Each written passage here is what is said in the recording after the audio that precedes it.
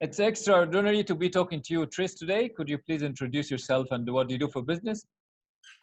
My name is Tris Nielsen, and I'm currently on disability, but I am trying to create a program for people who struggle with their mental health to start their own business. Yeah, that's so inspiring. So the first question is, what are your disabilities? Yeah, Yeah, so please. I have a disability, a neurological disorder. Ooh, Okay, yeah, I can hear sorry, you. did Go you say ahead. something? Yeah, go ahead. Okay. So I have a neurological disorder that is highly misunderstood thanks to the media. So I actually have Tourette syndrome, which not a lot of people would think because I don't look like I have Tourette syndrome, I guess, because people would think I'm taking and stuff, which I do, but not all the time. So yeah, I struggle with that. And I also struggle with certain mental health problems, like I guess mental illnesses, such as like anxiety and depression. So Okay. So the next question is, how are you things like that. Yeah, go ahead, Excuse me. Tris. Oh, sorry, but Yeah, I'm here. Can you hear me? yep, I didn't hear the question though. Yeah, the question again, like, how are you coping with these disabilities? What are your goals? So well, with my neurological disorder with the Tourette's, that affects me a lot when I'm stressed. So if I'm very highly stressed, then it affects me like, oh, it's really bad. So I just try really hard to keep my stress levels down, do breathing exercises, exercise in general. Yeah. So yeah, and talk to like a counselor, journaling, things like that, and it helps keep me feeling stress free. Okay. Yeah. Yeah, that's so good. So my understanding is that you started with digital artwork. Yeah. Could you explain more on that? Sure. So digital art is where you basically paint on your computer. So it's similar to traditional art. It's just there's no paintbrushes or paint. You're using like Photoshop or something. Sorry, my dog is wanting my attention. But yeah, I've been doing that since I was 14, I think, Okay. drawing on the computer. It's okay, fine. Go ahead. Oh, sorry. Yeah, I mean, why did you start this kind of business or this kind of design?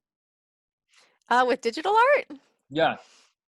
So I guess I just really liked the look of digital art. It was very bright and colorful and clean, and I that really appealed to me. So that's what attracted me to digital art was the appearance, and yeah, I fell in love with it that way. How much success do you think you have achieved with your digital art?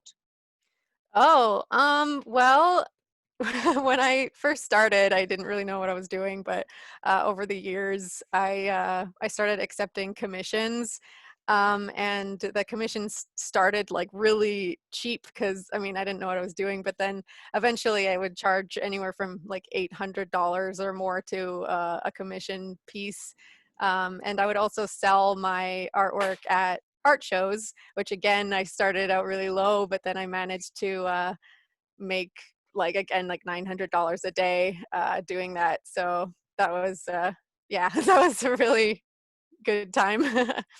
Perfect. Like, how much market or how big is the market for digital artwork? Oh gosh, probably huge. I stopped doing it a few years ago, like the like working in it. I do it for pleasure now, but it's pretty big. There's tons of people out there who are looking out for artists to do artwork for them. So it depends on the audience and who you are. So I guess there's a community there for sure.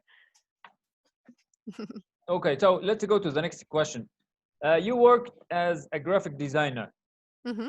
What does that mean? Yeah. So with graphic design, it's similar to the to commissioning artwork, but with the graphic design, they would ask for either like a character that's like specific to their brand or a logo, or you work as the artist for their website, so you're in charge of how the website looks and stuff like that. So that's pretty much what graphic design is, just designing graphics for people. And you can either work on commission or with a company. So I worked on commission, so a little harder that way, No, it's okay. but Like, can you start a business for being a graphic designer? Out of being a yeah, graphic for sure.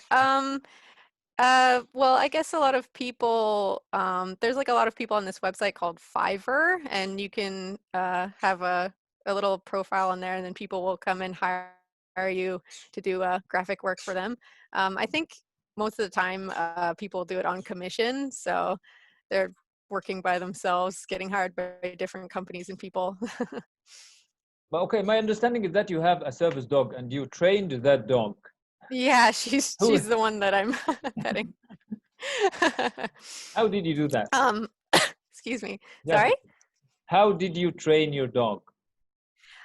So I learned from a trainer online to teach me how to teach her things. I started training her when she was about 7 or 8 weeks old, so she was quite little. She's a year and a half now, and I've trained her to do a lot of things. And one of the things that she does for me is when I'm anxious, I'll like bounce my leg and she'll come over and put her head on my lap and distract me and calm me down. And then when I'm having a tick attack, which I guess I'll explain later, she lays on me and stops me from hurting myself. And she also can fetch me water from the cupboard. So she can do quite a few things. Yeah, that's amazing. It's great. Like, can you start that business out of training dogs? Yeah, you could definitely start a business with training dogs. I think that's what my teacher, the trainer who taught me, is doing. She has her own online business teaching other people how to train their own dogs. So yeah, definitely. Okay. Let's move to another another area. How do you do embroidered jewelry? Oh, well, you can see probably one of my machines behind me. So, with my embroidered jewelry, I could show you one or two right now if you'd like. Here. Mhm. Here we go. Yeah. So I designed them on the computer using a program. This is a necklace. Oh, that's beautiful. Yeah, I designed it on the computer, and then I put it on a flash drive, and then I stick it into that machine, and then it stitches it out for me. And then I detail it by hand. But most people right now are more interested in these masks that I've made, which are blind masks. They look like you Ah, can't see, but you can. So yeah, I started doing that about 2 years ago. I taught myself how to do all the things like with the program and using the machine. And yeah, I don't know, it was really fun. yeah, that's so beautiful. Thank you. Yeah, really. And then let's come to your biggest achievement. What is your business program about? Oh, the so I would like to make a program. I'm working on it right now, to help people, excuse me, who Yeah. have mental illnesses, make their own business, because that's sort of where I've come from. Like, making my own business with somebody, or as somebody who has mental illness, is really difficult, because there's just so many things that can prevent you from moving forward. And learning over the years how to overcome that has it's been really difficult, and I would really love to help other people do that as well, because there's ways around it, there's ways to work through it. um, and one thing that I really want other people to know is that everybody learns differently. So when I was learning how to do business things, the people who I was learning from would say, you need to do this, this, and this way. And I thought I was a failure because I couldn't do it the way they were doing it. But then I learned that I could do it, but I was doing it differently.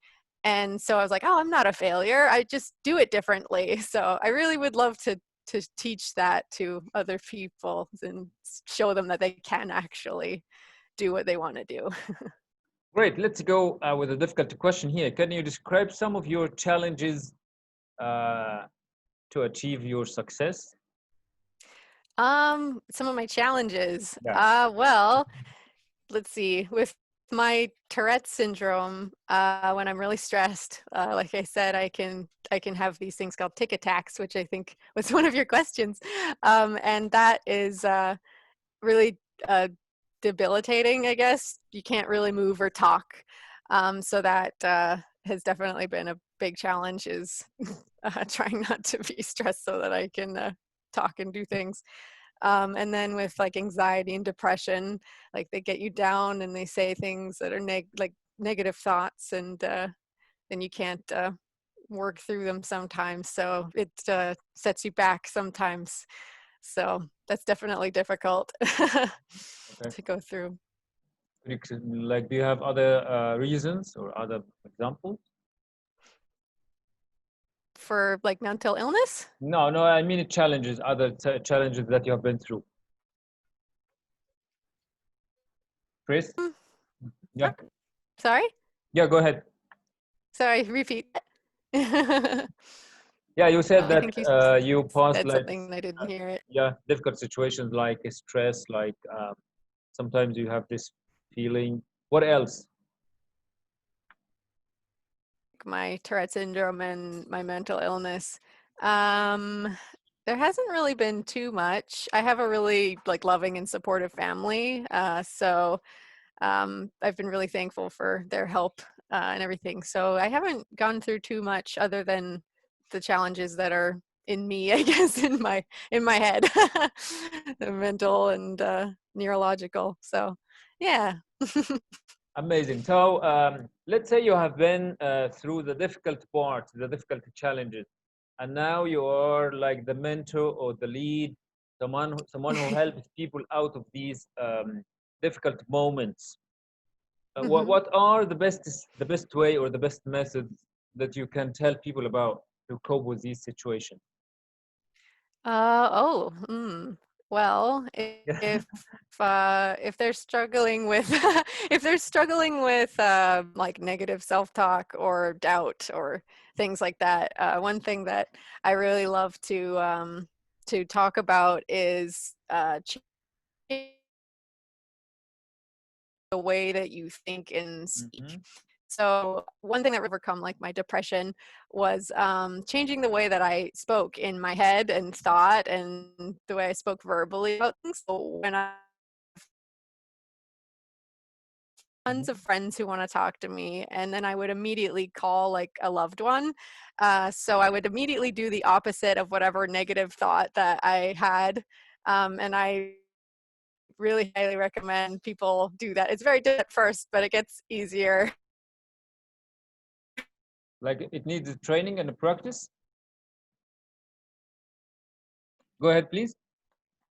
Oh, I think it's getting out a bit. Yeah, yeah. Go ahead. Sorry. Yeah, continue. Oh, Continue. Hmm. about what was it? You're speaking for. Hmm. Overcoming the difficult. Is that what? Should I repeat that? Yeah, I'm listening. Oh, Okay. oh. Let's go to um, let's go to another question here, Tris. okay. Why why is gratitude good for mental health? Oh, it's very good health because it actually can help increase your self-esteem and confidence. A lot of people focus on things that they don't have or that they don't want.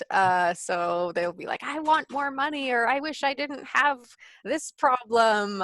So if you change that around and say like, I'm so thankful for the money that I have everything I need, or I'm so thankful for the clothes on my back because they keep me warm. Um, like it gives you a sense of pride, like, yeah, I have those things, I have that, and it brings you into the present rather than into the future or the past, where you could be like thinking of things that you don't want or don't have. And yeah, so it brings you back into the present and gives you a sense of like calm, like, oh, I have this and I'm good. Mhm. Yeah, Got all I need. that's so yeah, energizing and so healthy. Mm, yeah. Hmm. So yeah, great. So let's go to the next question. What are tick attacks? Ticket tags, Yeah. yeah, ticket tags. So people who have Tourette syndrome, like me, have a thing called a tick attack, which is where they have several ticks all at Mhm. once. Okay. So people with Tourette's generally will have like a tick, have ticks throughout the day where they either say a word or they make a sound or they like shake their shoulder or do something funny with their body, like a combination of all of those. And it can actually look like a seizure, but it's not a seizure because they're still present. They're still there. They could still technically have a conversation like how we are, but they're they're moving around funny. They might not be able to actually talk because their tics are making them, I don't know, making them not be able to talk. Sometimes like I'll stutter, so I can't get out my words. But yeah, tick attack can last anywhere between like 15 minutes to 3 hours. I had one for 3 hours once, and very painful. Your body gets very tired. So yeah. Oh yeah. Okay. So what is the problem with Tourette syndrome and bad doctors? Yeah, so I've had a pretty bad experiences with doctors when it comes to Tourette syndrome because not many people apparently know that much about it. So I had like several doctors out that I had Tourette syndrome, but then that I talked to were like, nope, you do have Tourette syndrome. And then another doctor wanted to say I didn't have it. And it was just very, because so many doctors were saying so many different things. And I got to a point where I was like, you know what? I know me best. I know my body well enough to say that I do have on with that. So yeah, some doctors don't know what they're talking about, unfortunately. Yeah, Chris? Yep, hello. Yeah, yeah, I'm here. Good. So you say that sometimes the doctors don't know what they're doing. Yeah, sometimes. Sometimes. Rarely, but yeah, sometimes. Especially when it comes to um, disorders and things like that that aren't very common, such as Tourette syndrome, because I talked to like got it completely wrong. Like he said that people with Tourette syndrome are only people who swear all the time, like swear uncontrollably, which is absolutely not true. Um, so even neurologists sometimes don't even know what they're diagnosing, I guess. I'm not saying that all doctors are like that. That's definitely not the case, but there have been definitely a few doctors that it was a bit difficult trying to get through that. So Yeah, that's very nice to say. What are rage attacks? yeah. Yeah, so rage attack is something even more rare on the Tourette syndrome side of things. With so a rage attack is their body is just body produces so many like stress hormones, I guess, Mhm. and you get full of what feels like rage and anger, even though you aren't actually angry at anything. Because the first time I had one, I was like, why am I so angry? And I was with my parents at the time, and I'm like, I'm not angry at you guys. I'm not angry at anything. And I'm trying to tell them that I'm not angry with anything. I just feel really mad and I want to punch something for some reason. And it was super uncomfortable. Like it felt like my whole body was like there was ants and bugs biting all over my skin. It was just the most uncomfortable feeling ever, and it lasted quite a while. So that was not fun. Yeah, okay. What are panic attacks? People with anxiety experience, be it they have anxiety or anxiety disorder, a panic attack is basically your fight or flight senses are going off. So let's say I'm anxious about going on the bus. There's no real threat or danger to that, right? So, but in my head, I'm thinking all these weird thoughts about what could possibly go wrong. And then I get so anxious about it that I start hyperventilating and sweating and freaking out and full blown panic attack. So, yeah, it's basically when your body goes into what is it? It's like a state of sheer panic over something that's very kind of, well, it is irrational. Mhm. So, yeah, those can be quite hard. Okay. Why don't you recommend striving to be happy all the time? Oh, so I always tell people that they shouldn't strive to be happy all the time because happiness is it's a feeling and an emotion just like being sad, and sadness goes away, happiness passes as well. And I say that people should strive to feel content and present. Hmm. So because there's a lot of people out there who live with depression and they want to be all the time, or they wish that they felt happy all the time, but really makes me feel exhausted thinking of being happy all the time. Okay. So being content, yeah. Mhm. So the next question, what what is about online dating for a woman with mental illness?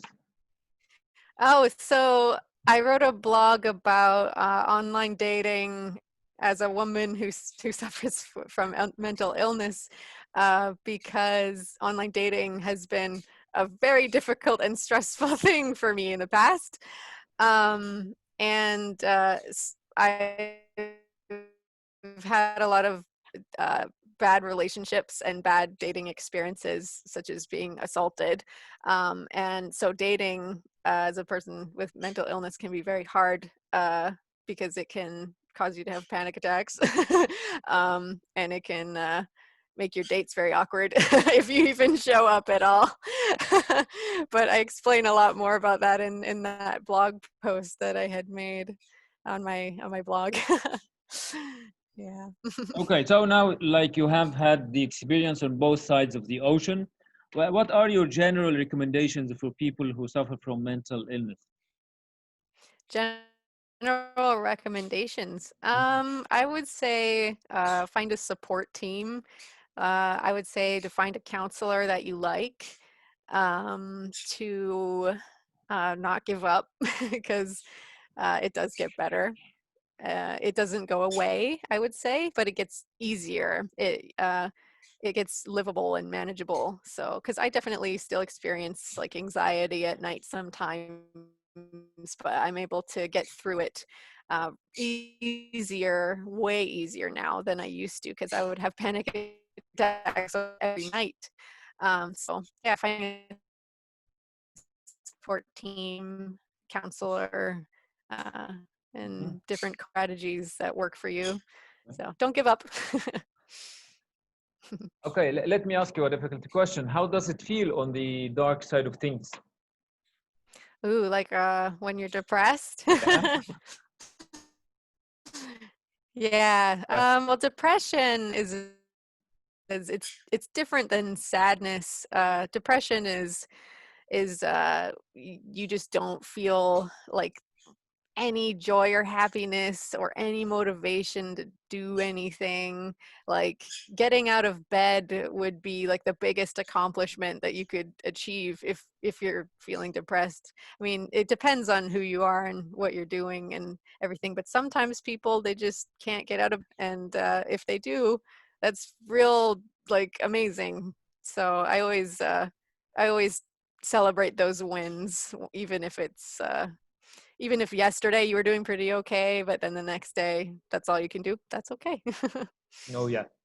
Okay, Yeah. let me ask you another question here. Like, you were able to get yourself together. You were able to put a lot of courses for people.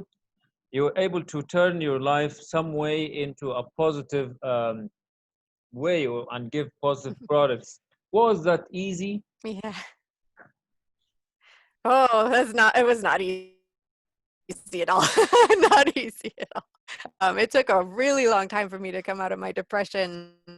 That was like 4 years ago, and it took about a year for me to actually come out of my depression. And it took a really long time. Like the I know that the time that I started to improve was the day that I laughed again, because I nothing made me laugh or smile, which is funny because I'm such a bubbly person.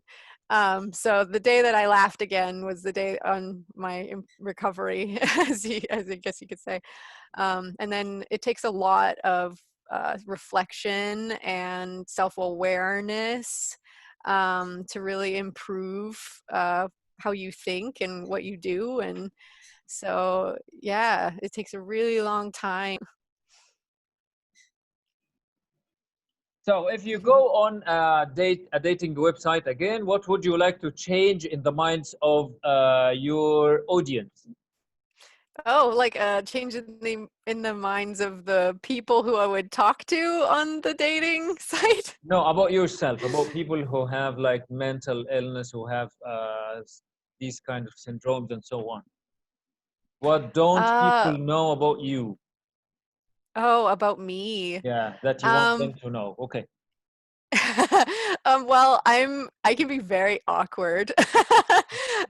So I guess I have a like a defense mechanism where I'm just very awkward. Mhm. It keeps me safe, I guess, Okay.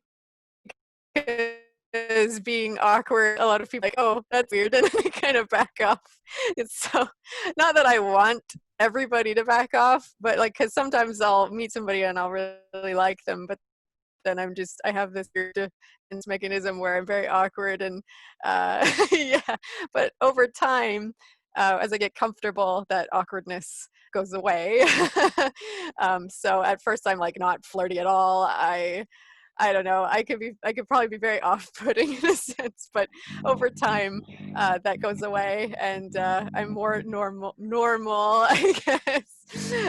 So that's probably what I would tell people is just wait, I get a little better. Okay. Yep. Yeah, let me ask you another question here.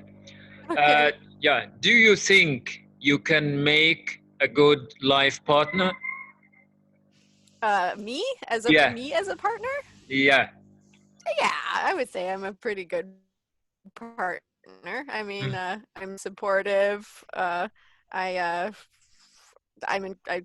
just want somebody to live their best life, right? So, whatever I can do to support the person that I love, I guess, do whatever they can to have the best life, while I'm also Okay. having my best life and just being there for each other, because relationships are supposed to be a safe space, right? So no need to have any difficulties and stress there. Be there for each other.